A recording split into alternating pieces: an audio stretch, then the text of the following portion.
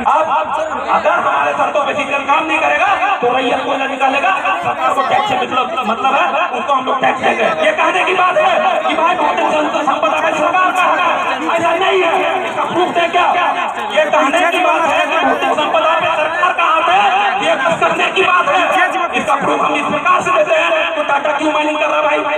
अडानी क्यों करता भाई?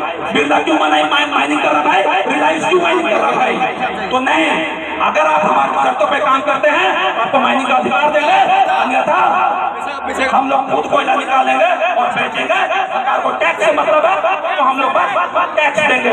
व्यापार करता है कंपनी, उससे ज्यादा कुछ नहीं करता है।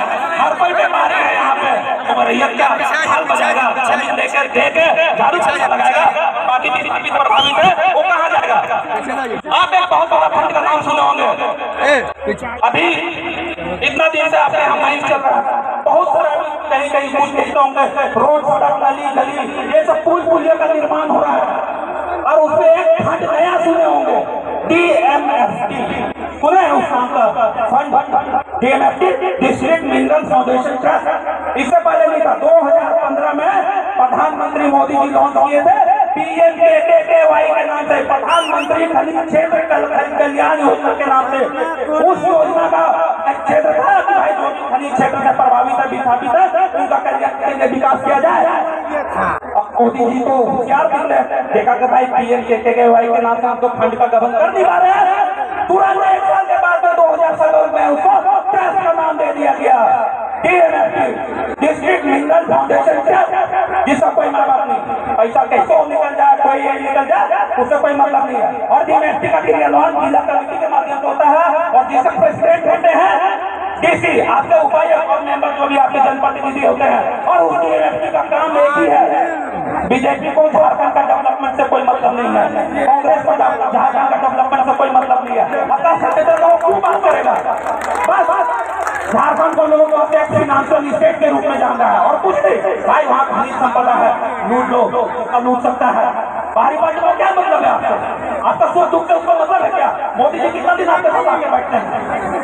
अगर सेंट्रल एजेंसी का बात है, अब ठीक है भाई आप अधिकार देंगे तो रैयत को कौन देखेगा? तो उस DMFT फंड का एक ही कुछ कि भैया जहाँ पुल का जरूरत नहीं है ना, वहाँ 5 करोड़ का पुल सैंक्शन कर दिया गया। आप वहाँ जा भी नहीं सकते, वहाँ जाने के लिए सड़क नहीं है, वहाँ जाने के लिए सड़क नहीं है, वहाँ 5 करोड़ का पुल बना हुआ है। ये मानते हैं कि नहीं?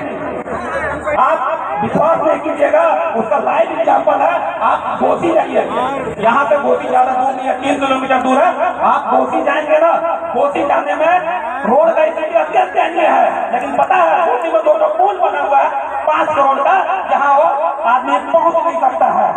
तो 4 साल बाद आवागमन का कुछ नहीं हो रहा है भाई, सेवान लगेगा, बारिश में खत्म होगा, घर भर जाएगा, खत्म हो जाएगा, तो पुल गिर जाएगा, नष्ट हो जाएगा।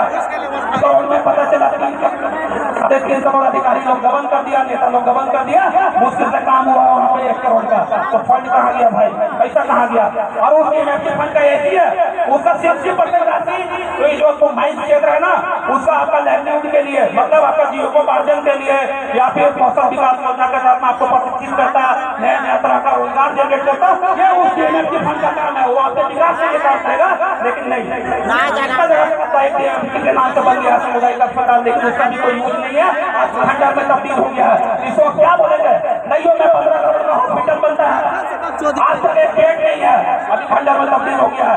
4 मतलब 1 डॉक्टर तक वहाँ पे मौजूद नहीं, ना 1 नर्स तक है, वो खंडर में तब्दील हो गया है और 15 करोड़ का हॉस्पिटल बनकर तैयार है। क्या है ये आपके फंड का दुरुपयोग है। तो आप समझिए, बातों को समझिए, चीजों को समझिए और एकत्रित होइए अपने अधिकार के प्रति में। आपका राइट है, आपका राइट है, क्योंकि जमीन आपका हाथ का मालिक बनने का अधिकार है। आप बात करते होंगे, एक और चीज आप सुनिए, आप कभी रेलवे स्टेशन में गुजरते होंगे ना, तो माल मतलब पैसेंजर गाड़ी से ज्यादा माल गाड़ी देखते हैं, पैसेंजर गाड़ी से ज्यादा माल गाड़ी। अब पता है रेलवे का जो जनरेटर, आपको जानते हैं भाई झारखंड से 40% खनिज, तो क्या होता कौन है? रेलवे से होता है। तो रेलवे का 40% कहाँ से आ रहा है? झारखंड से आ रहा है। आप गूगल में सर्च मार दीजिए कि धनबाद रेल मंडल जो है वो ऐसा रेल सेक्टर है तो रेलवे को सबसे ज्यादा अर्निंग देता है। तब तो ये हमारे जो सेंट्रल मिनिस्ट्री के लोग हैं या फिर जो हमारे सांसद है, विधायक हैं, ये आवाज नहीं उठा सकते हैं कि भाई रेलवे में आरक्षण दिया जाए। रेलवे में आरक्षण की बात कौन करेगा? अगर रेलवे मेरे यहाँ से 40% रेवेन्यू जनरेट कर रहा है, अपना आदमी का 40% तो कमा रहा है, तो क्या ये झारखंडियों का दायित्व नहीं है या झारखंडियों के प्रति जवाबदेही नहीं है कि भैया इनको वहाँ पे रोजगार दिया जाए? बातें बहुत सारी है, समय का अभाव है, बहुत सारे वक्त हैं और सबको धन्यवाद, आभार, जोहार, बहुत बहुत धन्यवाद।